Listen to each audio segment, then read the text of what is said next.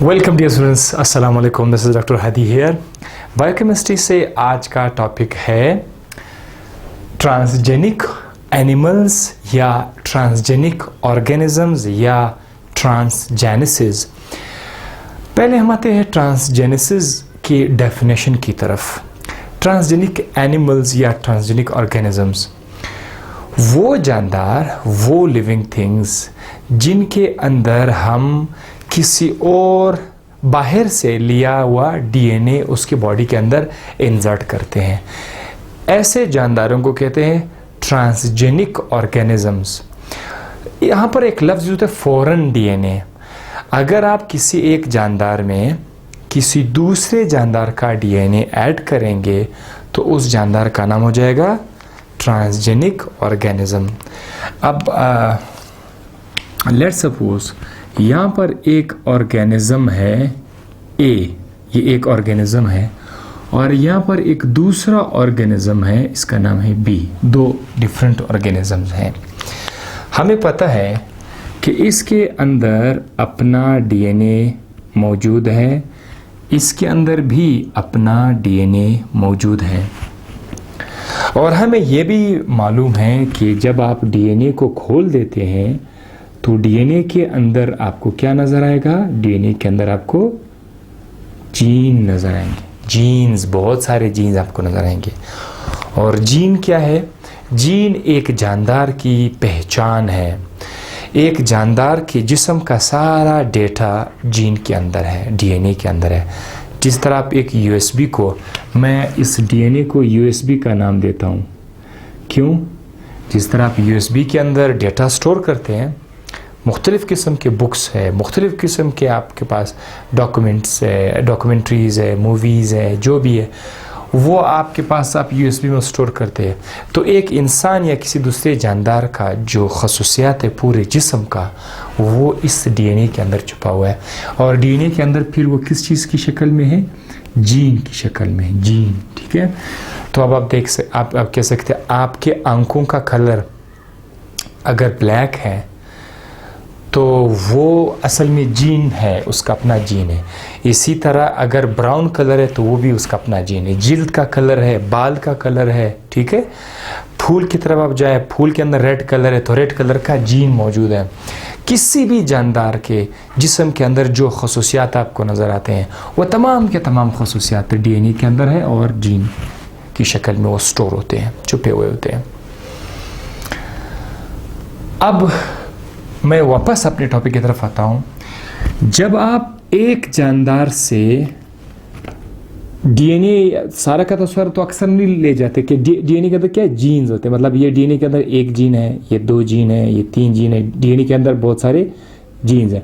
अगर एक या एक ज़्यादा जीन आप उठा के दूसरे जानदार के बॉडी के अंदर आप इंसर्ट करें, दूसरे जानदार के सेल के अंदर आप उसको इंसर्ट करेगा, तो अब क्या होगा? एक तो इसके पास अपना डीएनए है, इसके पास दूसरा डीएनए भी आ जाएगा, दूसरे जानदार का डीएनए भी आ जाएगा। अपना डीएनए तो है, अब दूसरे जानदार का डीएनए भी आ गया है, दूसरे जानदार का जीन भी आ गया। तो ऐसे ऑर्गेनिज्म को, ये जो ऑर्गेनिज्म, इसको हम लोग क्या नाम देंगे? ट्रांसजेनिक ऑर्गेनिजम्स का नाम देंगे। अब अगर ये एक बैक्टीरिया है, लेट्स सपोज अगर ये एक बैक्टीरिया है, अगर ये एक बैक्टीरिया है तो फिर इसका नाम क्या होगा? Transgenic bacteria. अगर ये एक प्लांट है, अगर ये एक प्लांट है तो फिर इसका नाम होगा ट्रांसजेनिक प्लांट। और अगर ये एक एनिमल है, गाय है, बकरी है, इंसान है, अगर ये एक एनिमल है तो फिर इसका नाम होगा ट्रांसजेनिक एनिमल। ये अब प्रोसेस तो आपको समझ आ गया होगा कि ट्रांसजेनिक ऑर्गेनिज्म कौन है, और इस प्रोसेस को क्या कहते हैं? ट्रांसजेनेसिस। ये जो प्रोसेस है, ये जो अमल है, इस जानदार का नाम ट्रांसजेनिक ऑर्गेनिज्म है, लेकिन ये जो प्रोसेस है उसको कहते हैं ट्रांसजेनेसिस। और जो जीन आप इसके बॉडी में डाल रहे हैं उस जीन का नाम है ट्रांसजीन। जो डीएनए आप यहाँ डाल रहे हैं उस डीएनए का नाम है ट्रांस ट्रांसजीन, ठीक है, ट्रांसजीन भी इसको कहते हैं। तो यहाँ पर मैंने लफ्ज़ लिखा हुआ है। अब आप डेफिनेशन को देखें, ऑर्गेनिजम्स, एक ऑर्गेनिज्म या बहुत सारे organism containing foreign DNA, foreign DNA जिन जानदार के आधारों को, उसका नाम है ट्रांसजेनिक ऑर्गेनिज्म। अब स्टूडेंट क्या सोचते हैं, क्या सवाल पूछते हैं कि ऐसा करते क्यों हैं? ठीक है, समझ आ गया हमने ट्रांसजेनिक क्यों करते हैं ऐसा, तो बग़ैर किसी फ़ायदे के तो हो ही नहीं सकता, ज़रूर इसमें कुछ ना कुछ होगा। तो बेसिकली यहाँ पर 3 पर्पसेस हैं हमारे लिए, 3 वजूहात हैं हमारे लिए जिसकी वजह से हम ट्रांसजेनेसिस करते हैं। Reason number 1, application number 1, use number 1, to study the human disease, ये इसका पहला यूज़ है, टू स्टडी द, ये understand the human disease, the first one. मतलब अगर मैं यहाँ पे लिखूँ वाई, हाँ वाई, क्यों हम ऐसा करते हैं, तो number 1, to understand the human disease, इंसानी डिजीज़ को समझने के लिए। ऐसे बहुत सारे डिजीज़ है जो आप बड़े आराम से, आसानी से हम नहीं समझ सकते हैं, लेकिन ट्रांसजेनेसिस की मदद से हम उन डिजीज़ को समझने में हमें मदद मिलती है।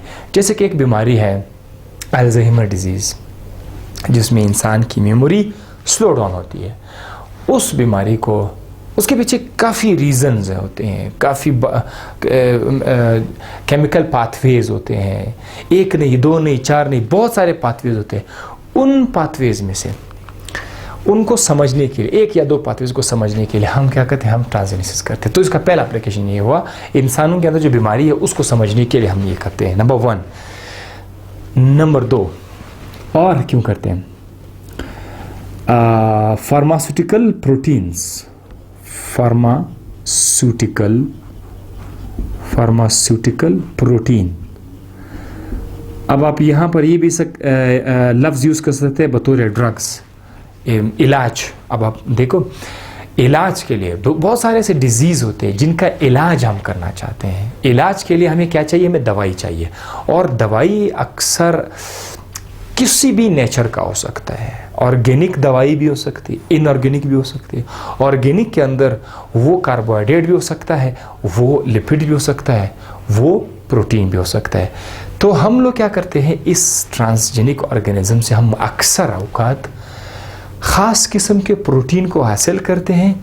इन प्रोटीन्स को फिर हम लोग बतौर दवा इस्तेमाल करते हैं, उससे इलाज करते हैं। अभी जैसे कि कुछ एग्जांपल मैं आपके सामने लिखूंगा कि भाई कौन कौन से ऐसे दवाई है जिसे हम लोग इस्तेमाल करते हैं।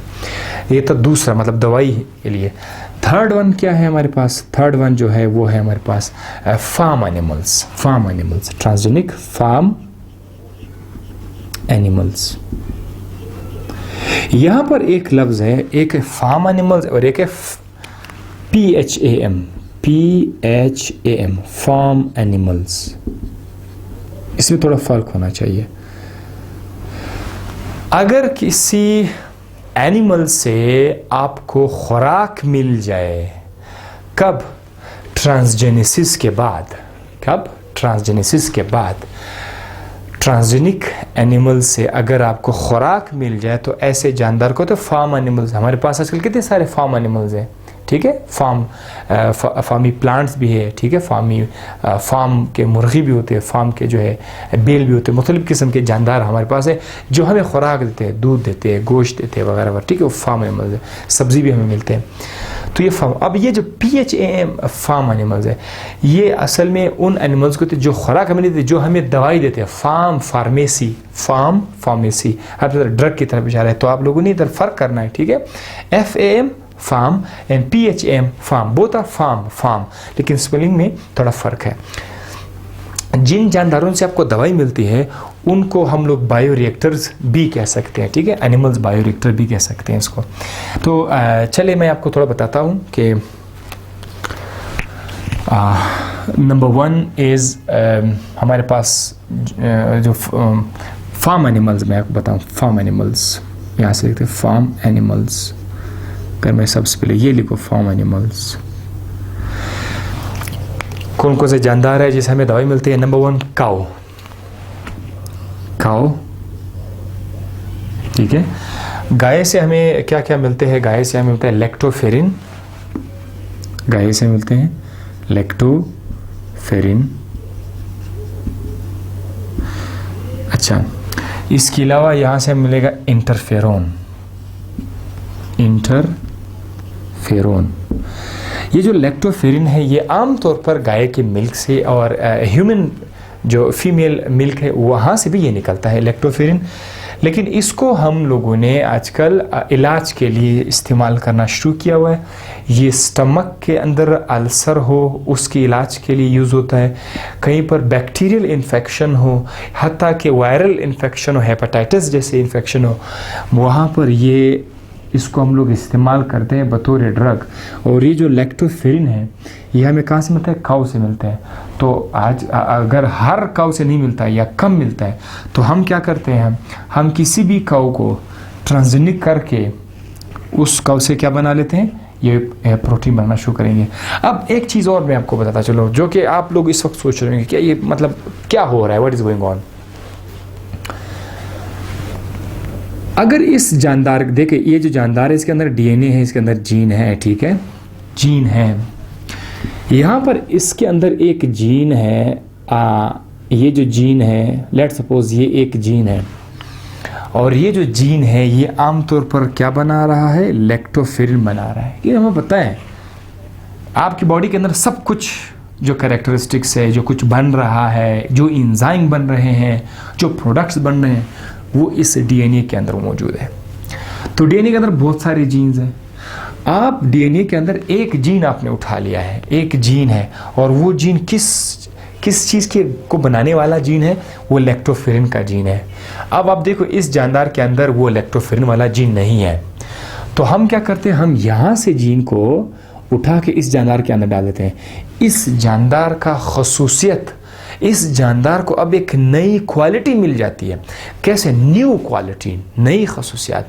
ये जैसे कि आपने कभी बाज़ मूवीज़ देखा होगा हॉलीवुड मूवीज़ में, कि जहाँ पर जो बायोलॉजिकल मूवीज़ होती है वहाँ पर एक शख्स को जो है क्लोन किया जाता है, उसके अंदर किसी और का डीएनए डाला जाता है, कोई ऐसा जीन डाल देते हैं जो इसके जिस्म को बूस्ट अप कर देता है, ठीक है, और उसके बूस्ट अप होने से उसके अंदर एक नई क्वालिटी आ जाती है। वो बहुत ज़्यादा ताकतवर होता है, ठीक है, बहुत ज़्यादा स्पेशल क्वालिटी का हामिल होता है वो शख्स। तो वो तो मूवीज़ में इस तरह दिखाया गया है। तो यहाँ पर भी हम लोग क्या कहते हैं कि जब आप किसी एक तरह के डीएनए या जीन को दूसरे जानवर के अंदर डाल देते हैं, अगर वो जीन मुकम्मल तौर पर प्रोग्राम हुआ है, वाकई में आपने इसको पहचाना है कि यार ये जीन है, प्रोग्राम किया हुआ है कि ये जीन इसका ये काम है, आइडेंटिफाई किया हुआ है, फिर अगर आप ये जीन आप इसके बॉडी के अंदर ऐड करेंगे तो ये जीन वहाँ पर जाकर अपने आप को एक्सप्रेस करना शुरू करेगा, और उस जीन की वजह से इस जानदार को एक नई क्वालिटी मिल जाएगी, एक जानदार ट्रांसफॉर्म्ड हो जाएगा, ठीक है।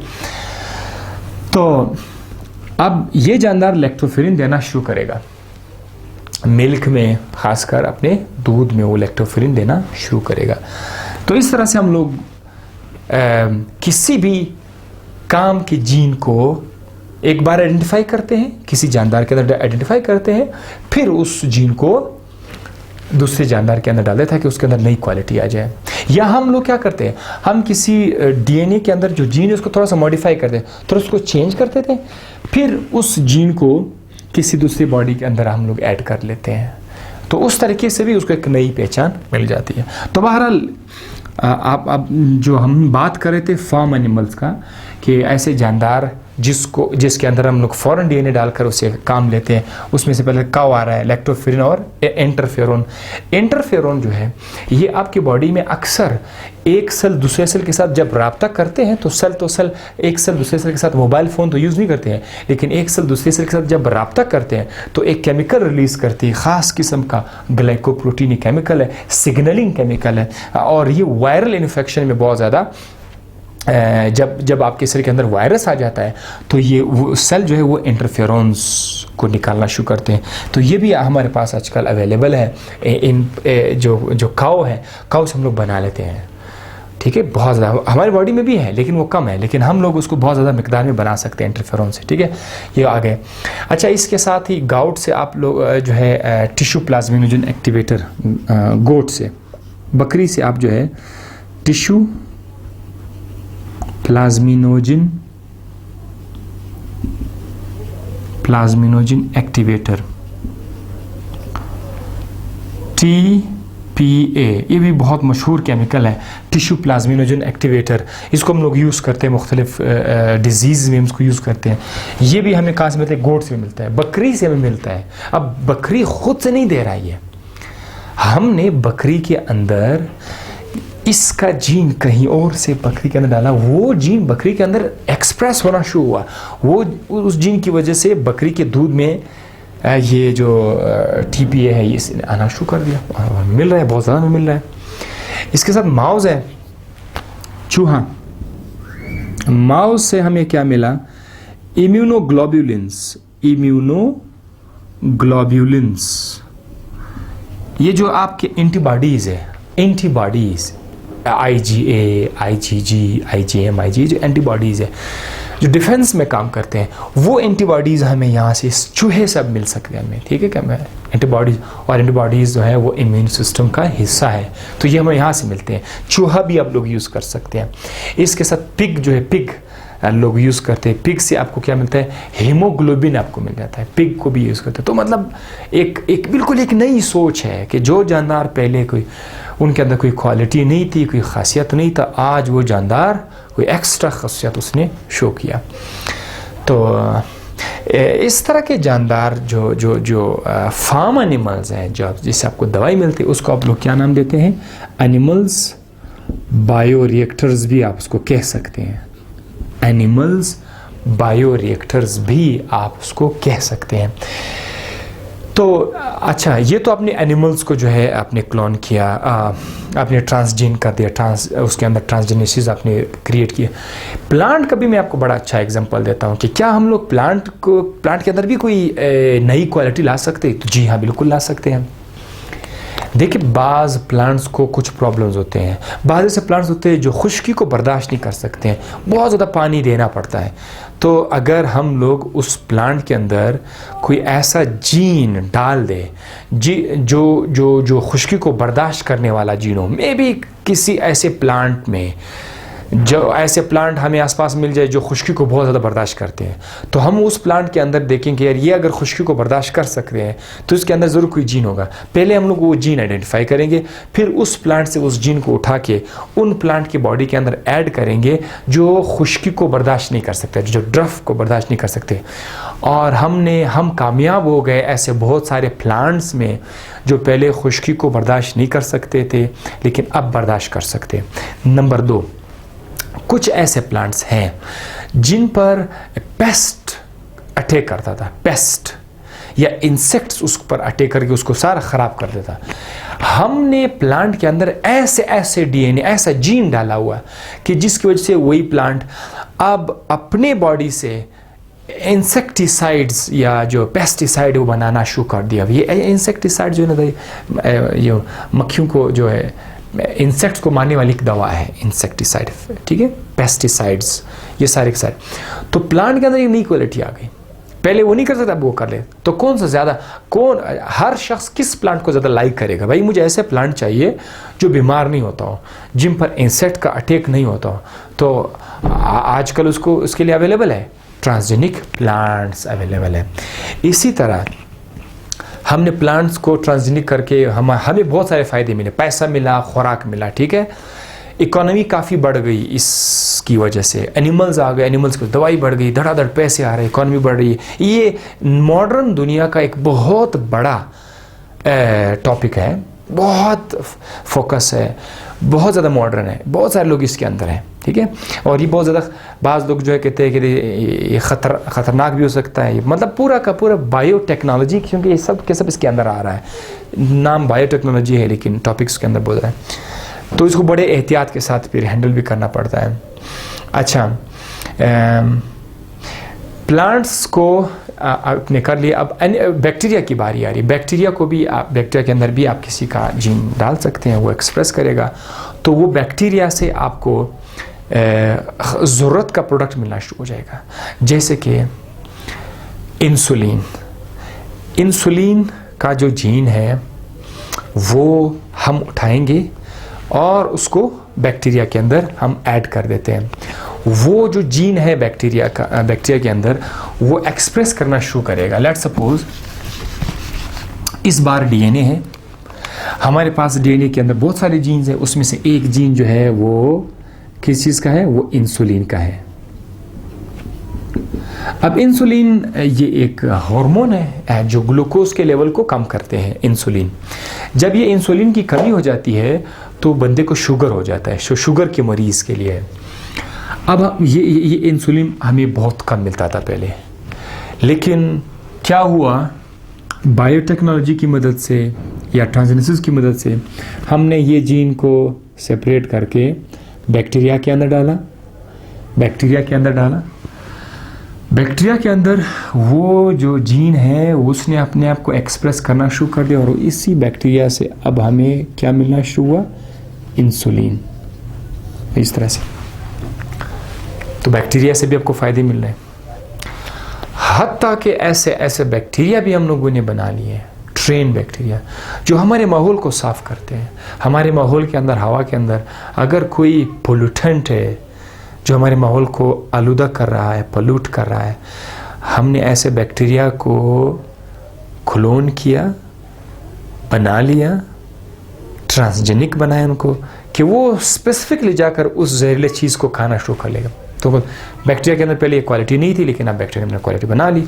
तो मतलब एक ऐसा फील्ड है जिसने दुनिया में मुख्तलिफ इकोलॉजी में भी इसका अपना किरदार है, इंडस्ट्रियल लाइफ भी इसका अपना किरदार है, इकोनॉमिक लाइफ, इकोनॉमी जो है इसके सारे ऊपर है, हेल्थ जो है डिपार्टमेंट है वहाँ पर इसका बहुत बड़ा किरदार है। तो ये जो टेक्नोलॉजी है, बायोटेक्नोलॉजी, ये एक दिन आएगा ये पूरे दुनिया को अपनी लपेट में लेगा।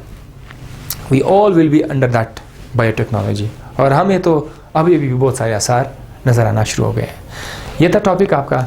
नेक्स्ट वीडियो में आपसे बात करेंगे क्लोनिंग के हवाले से। Thank you.